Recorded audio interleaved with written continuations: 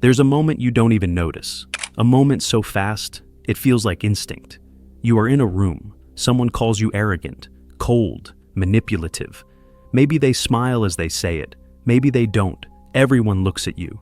Your chest tightens, your pulse climbs.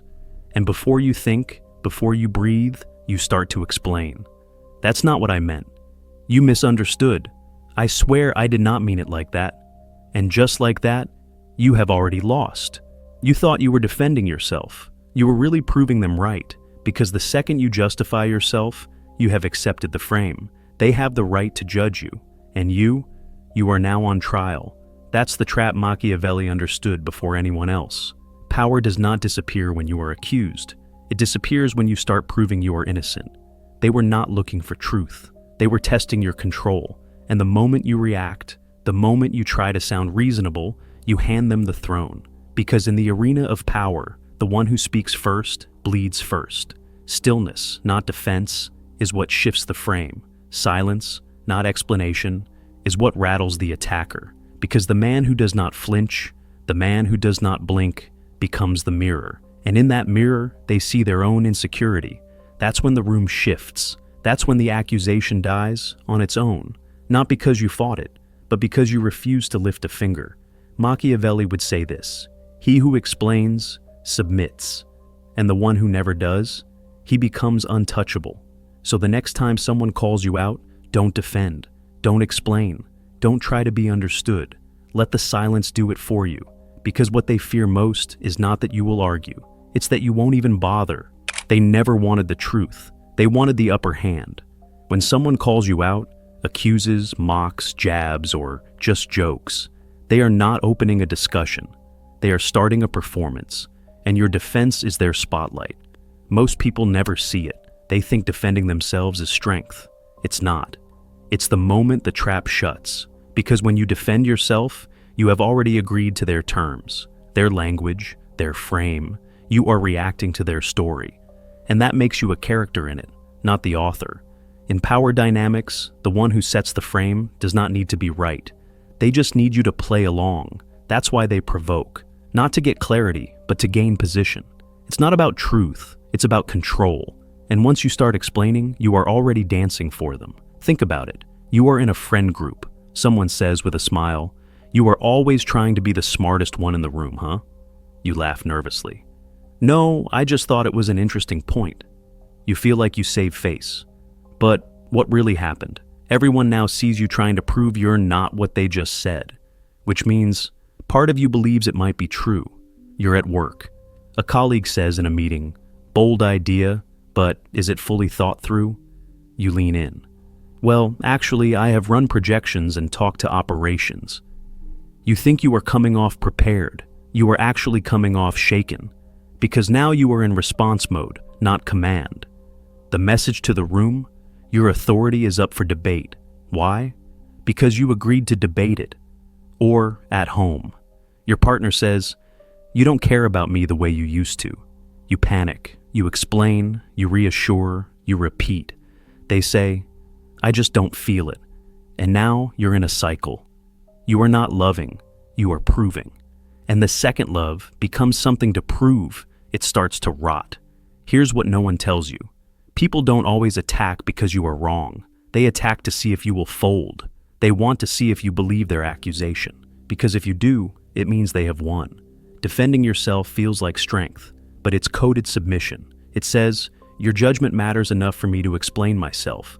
And once you give them that power, they use it. They push again. They press harder. They bait you with silence, with sarcasm, with vague insults. Not to destroy you, but to make you react. Because every reaction validates them. Machiavelli understood this before the psychology books did. He did not just write about kings and courts, he wrote about frames, and how the one who controls the frame controls the room. And the easiest way to lose the frame is to try and fix it. That's why manipulators accuse you, not because it's true, but because it forces you to carry the burden of proving it's false. The moment you defend yourself, you begin climbing a ladder they are holding at the top. And the more you climb, the more foolish you look, because they never planned to pull you up. They just wanted to watch you sweat. So now ask yourself, How many times have you been baited into defending something you did not even need to justify? How many times did someone say something small, but the way you scrambled to explain made it seem enormous? And how many times did your own defense become the reason people started to doubt you? That's not strategy. That's psychological capture. From this moment on, you stop explaining. You stop performing. You stop accepting their stage. Because the second you do, they stop being the judge, and you stop being the accused. And that is when power begins. They don't expect you to stay silent. They expect you to flinch, to panic, to explain, to do what everyone does when their image is attacked: defend, clarify, justify, react. Because silence is unnatural to the emotional. It feels like doing nothing. But in the world of power, silence is not nothing. It is everything. When you don't respond, you create a vacuum. And in that vacuum, they begin to unravel. Their voice echoes. Their accusation hangs. They start to repeat themselves. They look for confirmation. They look around the room. They realize they're alone. Because the moment you don't react, they don't just question you. They start questioning themselves. And that's when you flip the room. Let me show you. You're at a table. A group conversation. Someone, out of nowhere, throws a jab. Oh, of course you'd say that. You love to hear yourself talk. All eyes turn to you. You look up. Still. Calm. You say nothing. You don't smirk. You don't flinch. You let the silence breathe. 2 seconds. 3. Suddenly, the attacker shifts. They laugh awkwardly. Someone else frowns. And now, they're under pressure. The room flips. Because you didn't rise to the bait, you rose above it. In that moment, you weren't defending your image. You were defending your status. And you did it with silence. Machiavelli once wrote, "Men are won over less by the written word than by the silence of those who seem above needing to speak." That wasn't poetry. That was strategy. Because silence isn't just the absence of noise. It's a weapon. And the people who fear silence the most are the ones who rely on control.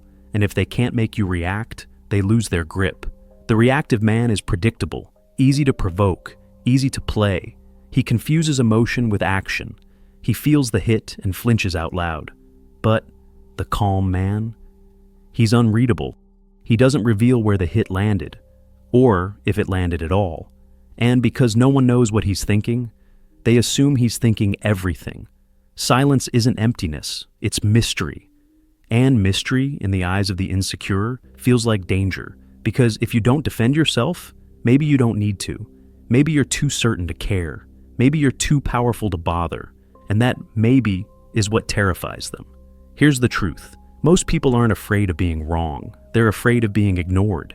And when you don't engage, you force them to face their own echo. An echo is the loudest form of shame.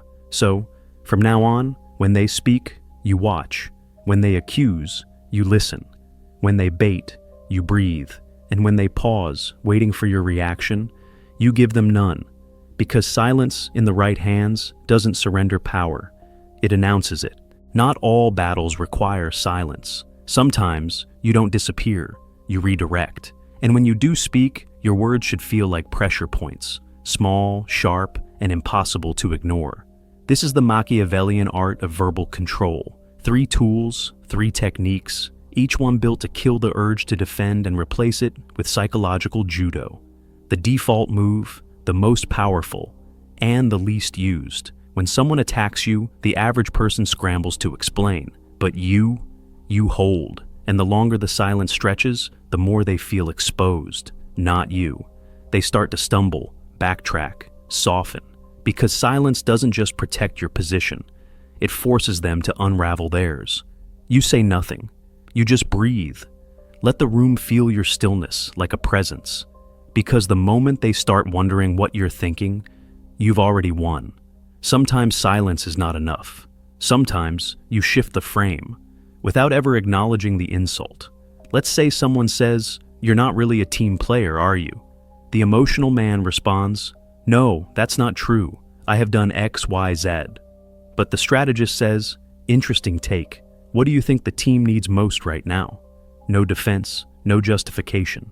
Just a calm redirection that forces them to speak with substance.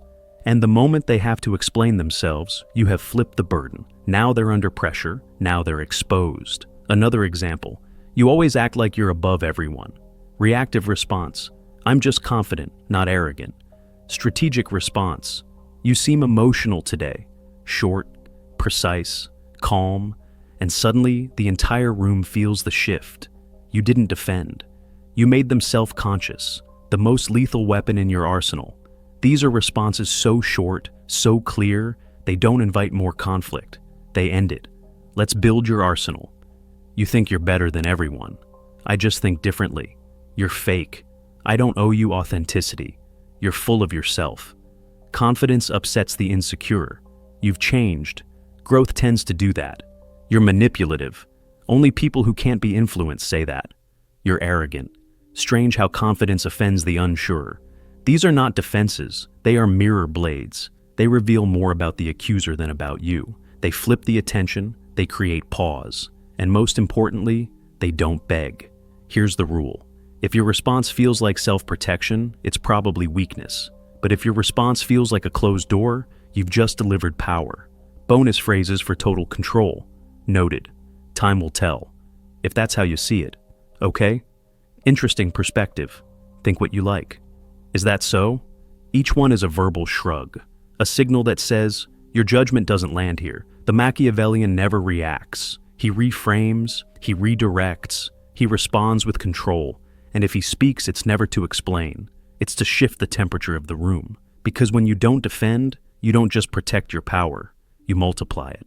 Most people are terrified of being misunderstood, especially in public, especially when everyone's watching, because public perception feels like survival. If the room turns against you, you think you're finished.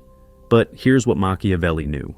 You don't need to be liked. You need to be feared, respected, or impossible to define. And that doesn't come from defending yourself. It comes from mastering the art of private power. Public shame is a performance trap. When someone takes a jab at you, in a meeting, in a comment section, on a stage, they're not trying to correct you. They're performing for the room, for the group, for attention. Your defense is the punchline they're hoping for. Because once you react, you validate the hit. And the crowd? It always sides with whoever looks more composed. Not more right, more composed. The office example. You're in a meeting, you pitch a bold idea. Someone smirks and says, wow, you've really got a lot of confidence in that plan. It's not a direct insult, it's worse. It's designed to make you look reckless, arrogant, naive, and everyone turns to you. Now what? If you defend the plan, you look sensitive. If you argue, you look flustered. If you explain, you look uncertain. But if you lean back, pause, and say, let's hear yours, that one move turns the attention. Now, they're the one under the spotlight. Now, the pressure is on them to prove something. And just like that, you control the perception without saying anything defensive. The comment section online, it's even dirtier. Someone calls you toxic, a manipulator, a fraud. They're hoping you'll panic, post a long defense, a breakdown, a rant. But if instead you post, people always call you dangerous when they can't control you. Now you're not defending, you're reframing. You've turned the insult into a symbol of power. And the audience? They start to wonder if the accusation was really bitterness. That's not damage control. That's narrative dominance. Misunderstanding is not death. It's fuel. Here's what most people get wrong. They think being misunderstood is dangerous. It's not. Being predictable is. The misunderstood man is watched. The predictable man is dismissed. When people don't understand you, they overthink you. They watch your every move. They guess. They analyze. They whisper. And that's how myth is born. You don't need to clarify your every word. You need to control your tone, your posture, your silence. Let the world try to figure you out. Let them project. Let them argue about what you meant. Because the more they guess, the more powerful you appear. So next time someone throws a jab, don't defend. Don't correct the record. Let them wonder why you didn't flinch. Let the silence hang in the air like a challenge. Because in the world of public perception, the calmest one is the one they follow. And the one who never explains, he becomes legend.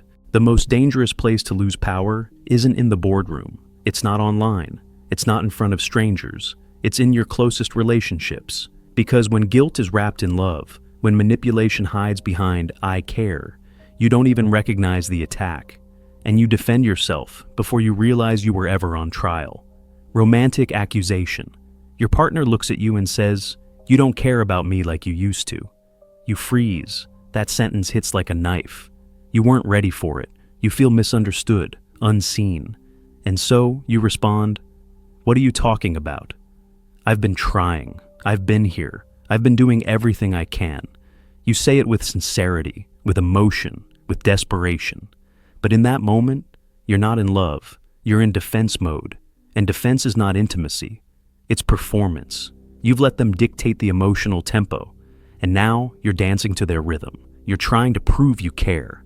And that very effort makes you look like you don't. That's the paradox. The moment you start defending your love, you lose control of how it's perceived. Family guilt. Trap now. Let's talk family. Your parent says, "You've been distant. You don't visit anymore. I guess you're just too busy now." It's not a request. It's a guilt trap dressed like concern.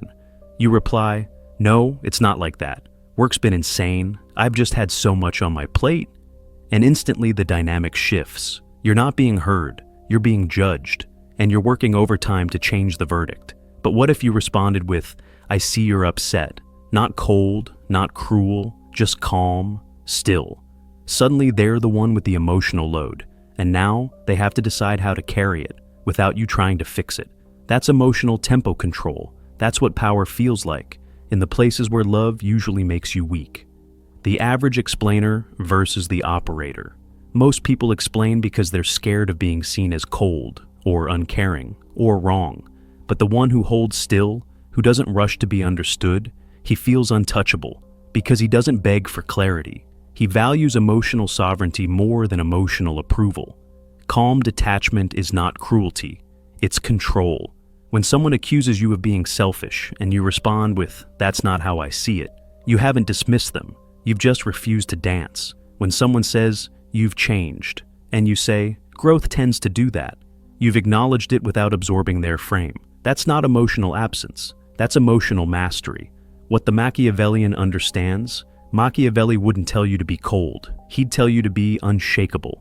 Because in relationships, power isn't about domination, it's about emotional gravity. The one who stays centered pulls others into their frame. The one who panics gets lost in someone else's. So next time someone says, "You're acting distant," pause, look at them, and say, "Is that how it feels?" No defense, no smirk, no apology, just grounded awareness. Let them fill the silence. Let them explain themselves. Because the moment you stay still while they spin, you've already taken the lead. There's a kind of man who does not need to speak. He walks into a room and people lower their voice. He's not loud, he's not friendly, he's not trying to be liked, but he's watched closely. That man doesn't chase reputation, he becomes it. Most people chase a good reputation. They want to be liked, approachable, agreeable, understood. They defend themselves quickly because they're terrified of being misread. But the powerful don't seek to be liked. They seek to be known without needing to explain. And that kind of presence is built through silence. Reputation built in stillness. Every time you resist the urge to clarify, every time you don't react, every time you let false assumptions sit, you're not shrinking, you're becoming larger in the minds of others. Because silence isn't emptiness, it's a mirror, and people project their own fears, desires, and questions onto you. That's where mystique is born. That's how aura begins. The aura is wordless power. Aura isn't arrogance, it's not ego. It's the psychological echo of unbothered certainty. It's how you look when someone insults you and you don't blink. It's how you respond to drama with the emotional stillness of a mountain. And the more consistent your stillness, the more dangerous people assume you are. Because a man who doesn't defend is either too guilty or too powerful to need to. And no one wants to bet on the first possibility. So, they default to the second.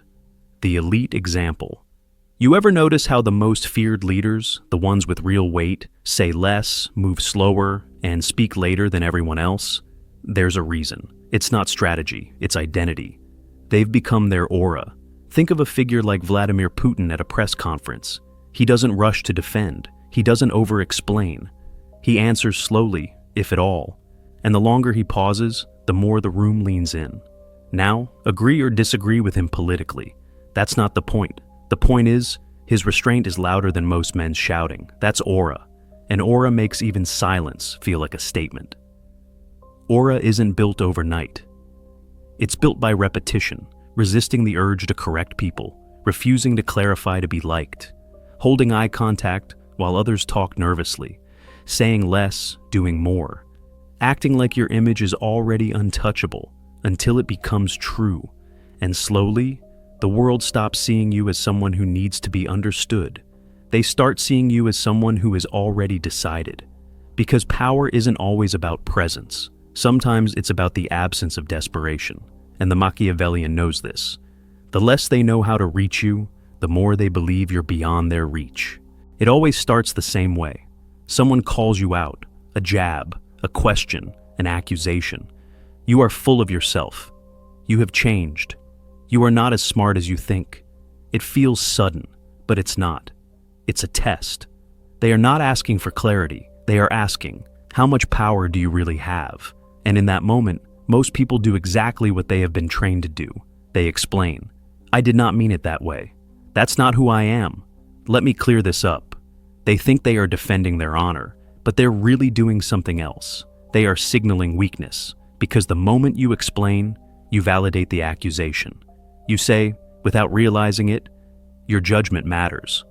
Your version of me is worth correcting. I need your approval to stay who I am. And from that moment forward, you don't own the frame anymore. They do. Let's recap what the Machiavellian knows. Silence confuses the enemy because it gives them nothing to play with. Redirection flips the pressure, so they're the one who has to justify. Precision cuts stop the attack without ever defending. Calm detachment controls emotional tempo, the battlefield of relationships. An aura makes you untouchable, not because of what you say, but what you don't. All of it leads to one truth. The one who refuses to defend becomes the one others rush to defend. Because when you stay silent, when you don't flinch, when you act like nothing needs to be explained, the room begins to question the attacker. Why are they pushing so hard? Why does he look so calm? Is she overreacting? And suddenly, they're the one under scrutiny. Not because you fought them, but because you made no move at all. You want to know how you win in the long game? You stop playing defense. You stop chasing innocence. You stop trying to look good and start acting like your reputation is already carved in stone. Because when people don't know how to trigger you, they stop trying. And when they stop trying, you become untouchable. So, here's the paradox. The final lesson Machiavelli would whisper in your ear. The man who does not explain himself is not misunderstood. He is feared, and fear is more useful than understanding. So next time someone throws the stone, pause, hold, let the weight fall to the floor, and watch what happens next. They'll wait for your reaction. And when none comes, they will feel naked. They will feel loud. They will feel exposed. You won't have said a word, but your silence will echo louder than any defense ever could. Because when you no longer explain, no longer react, no longer chase the frame, you no longer exist on their level. You have moved above it. And the man above the battlefield? He does not flinch. He does not explain. He does not defend. He defines.